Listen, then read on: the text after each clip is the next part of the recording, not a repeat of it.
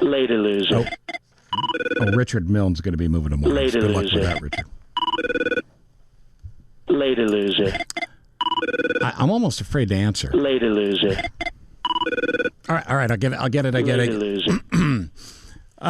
President Trump, hello, sir. Hello, Cochran. Hey, before we get started, just to be completely inclusive, I'd like to wish everyone a Merry Christmas. Nice. And if you're Jewish, a Happy Shaka Khan. And if you're African American, a very joyous Kiwanis Club to you and yours. I believe you meant Kwanzaa? That's what I said. Oh, okay. Hey, here's a fun fact for your listeners. Since this whole impeachment nonsense, just came up, my poll numbers have actually gone up, if you look. Lots of people are telling me this. Through the roof. Key battleground states is through the roof, way up. Yeah, they've gone up so much, even Cory Booker is saying, hey, can I be impeached? That actually, in a weird way, makes sense. He could use some. Yeah. He could use some help. He could. Listen, you're only the third president in American history to be impeached. I mean, that's not good. How does it make you feel?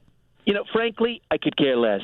I'm not worried about impeachment. I've survived much worse, like sharing a stage with Crooked Hillary, spending several weeks shooting Celebrity Apprentice with Gary Busey, or standing behind Chris Christie in the buffet line in the Mar-a-Lago dining room. Oof. You get the idea. Mm-hmm.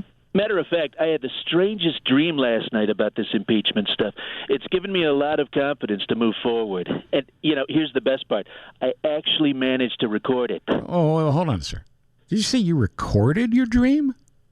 Don't ask questions, Cochran. Here, take a listen to this. Oh, Donald, President Donald Trump.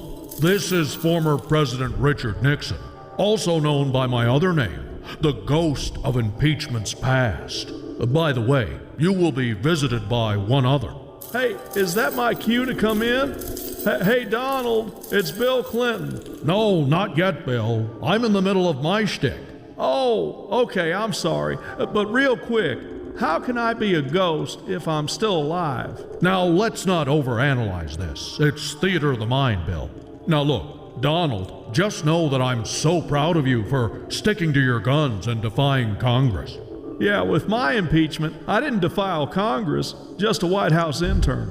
Defy, Bill. Different word. Oh. Anyway, Donald, there was supposed to be a third ghost, but the guy on the phone doesn't do an Andrew Johnson impression to save his life.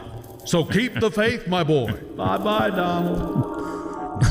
Wow. Wasn't that the craziest dream, Cochran? That is unbelievable. So vivid. Yes, so very. vivid. Yeah, really is. Thank you for sharing it with us. My pleasure.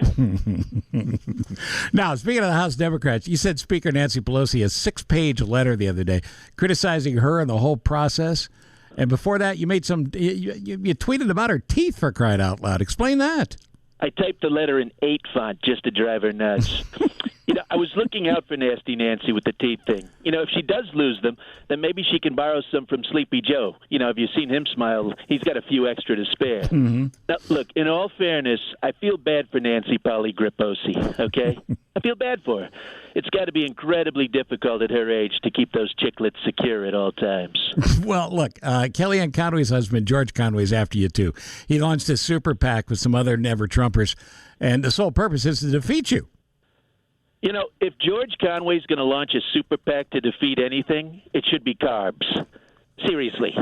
This super PAC is going to be a huge failure, just like George. I mean, have you seen Conway lately? If George was smart, he'd attempt to do things he'd be successful at, like be a mall Santa.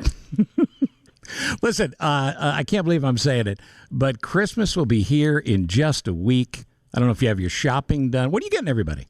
It's a very exciting time. The magic is in the air. I'm having a really hard time coming up with what to get people this year. I mean, I've had 3 different shopping interns. They're horrible. Mm-hmm. They had absolutely no idea how to think like me and pick out the most appropriate presents to make me look like I care. How hard can that be? How hard can that be? But yeah, to answer your question, I'm all done. Let's go through the list. First, I got a beautiful First Lady Melania a pair of Tiffany's earrings. Well, that'll score some points, right? Well, they're not from the famous jewelry store. These are actual earrings my daughter Tiffany left here when I kicked her out after being an embarrassment to our family. Well, all right. Who else? I got my beautiful daughter Ivanka a Brazilian. What? Excuse me? Steakhouse gift card. Yeah. There's a place in West Palm she likes to go to, and I got my good buddy Rudy Giuliani a password-enabled screen protector so he doesn't butt dial any more fake news reporters. Sure. I'm also getting Mike Pence some of my bronzer and my hair dye, because even I think he's too white. Well, listen, Sir. sorry, Mr. Vice President. Aside from golf, any other plans while you're in Florida over the holidays? Yes, I'm actually looking forward to taking Bear in to see the new Star Wars, The Rise of Skywalker. Yeah, just him and me. Do a little father-son bonding over cheering for the good guys like Kylo Ren in the First Order as they defeat the evil Jedis. It's going to be tremendous. All right, finally, before you go, special family Trump traditions. Anything you want to share with the audience? I'm glad you asked that. The Trumps have lots of traditions. Like, let me tell the Chicagoans about it. On Christmas Eve, after dinner, we all gather around the opulent gold living room fireplace at Mar-a-Lago, where we have our butler with the funny British accent do an oral reading of Art of the Deal. And then after that, because I'm a wonderful father, I generously let each of my children open one deep-rooted emotional wound before the big day. I mean, the looks on their faces are priceless. It's really special being a parent and a grandparent. Hey, sir, thanks. Happy holidays, Merry Christmas, and here's to a more peaceful New Year. God bless us, everyone, loser. Forecast. Let's go there. Hello, Steve. It's going to be partly to mostly sunny today. We'll see a high somewhere near 37, becoming cloudy tonight, low down to 27, and then tomorrow some patchy fog.